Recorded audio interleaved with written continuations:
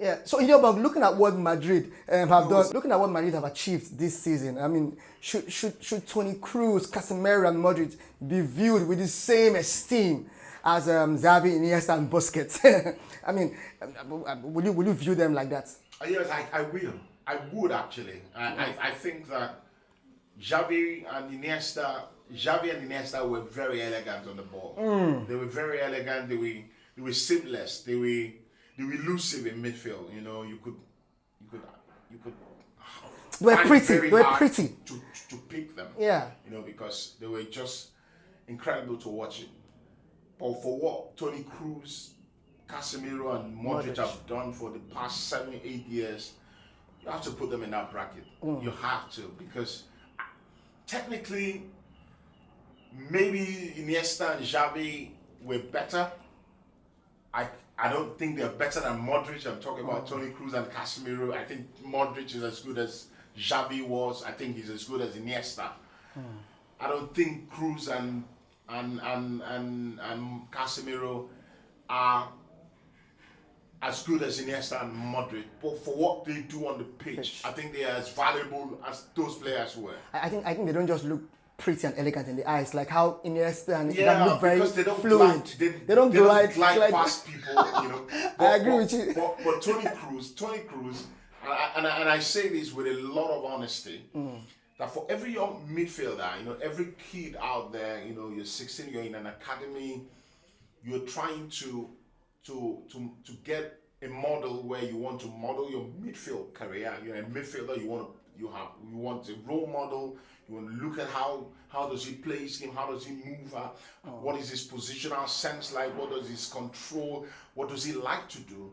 I think you should look at Toni Kroos because the way he plays, he's not a guy who you would see in the newspapers in the morning. Yes, very underrated somehow. You know, very he's invincible, not that anonymous. Guy. He's not the guy who he's going to be so noticed in a game. But what he does is efficiency.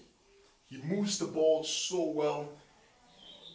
He breaks up play when he can.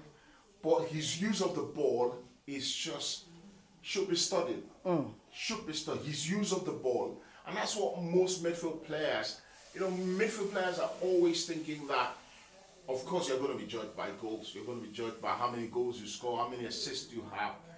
But your use of the ball has got to be so good. When you're thoughtful, when people know that if I give him the ball, he's not going to lose it. If I give him the ball, his passes would be very thoughtful. Yeah.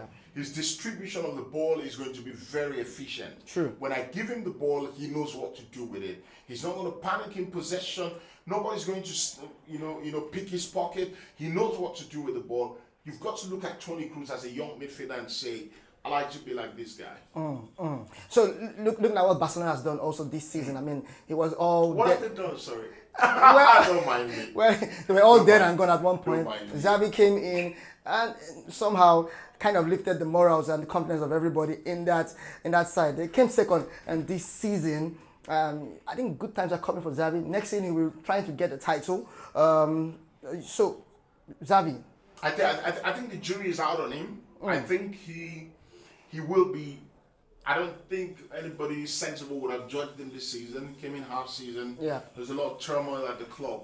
You know, I'm sure that they're probably allowing him they allowed him a few months, you know, just let's see what you do with this squad, you know.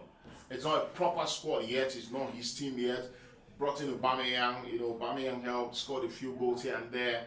They got knocked out in the Europa League by eventual winners, Eintracht Frankfurt, which was very disappointing because that would have been a bit of a gloss on what they've done this season. But Xavi has got his questions from next season. I think the media will really be out to see what he will do. I for one think that is he the guy who in long term can do what Pep did at the club or Luis Enrique, the other former players. I'm not quite sure, but I'm interested in seeing what he will do next season because obviously they're going to make recruitments. We're hearing from Kessie is already on his way there. We're hearing Christensen, who's a proper defender, and not Piqué. not Garcia. Yeah. You know, proper defender. Proper defender. You know, they bring a proper defender. They bring a bit of steel in midfield in front. Kesley. I'm really, really, really looking forward to seeing what he achieves with that squad. And I'm hearing they want to get Robert Lewandowski as well. Yeah. If they get Lewandowski, and that's a different conversation entirely. I think Lewandowski just walks into that team and gives you 30 goals. What happens to Aubameyang? Aubameyang can play on the left hand side, but that's a conundrum because if Ansu Fati is fit, you probably play him on that left hand side too. So Aubameyang now him Biwala and his business. And his business. His business. He's got to find a way. If they sign Lewandowski, Yeah. Aubameyang would need to up his game to play. Because guess what? Lewandowski was at Dortmund. When he left Dortmund, guess who they signed to replace him? Aubameyang. Interesting. Yeah, right. It's a conundrum. If you look at that relegation zone, it was a bit of it was really very interesting. I mean, Cadiz, Mallorca, and Getafe, they managed to stay up by a hair's breadth. Granada had it in their hands, and they lost a penalty in that game, which would have just kept them up. The last game of the season. The last game of the season. It was taken by a 40-year-old man, George Molina. I mean, it sounds very odd when a 40-year-old man plays the ball and loses the penalty, because in your mind you're like, he's 40 years old, maybe the ball would have gone very slowly, and he kind of didn't score that goal. And so Granada have it all to blame. But the thing is, at one point they were rejoicing because in the 87th minute, Cadiz, there was a penalty that went against Cadiz. But the referee went to VAR and had it turned because it wasn't a penalty. The ball didn't hit the hand of the player, and Granada had to go down. Of course, it was really interesting in that one.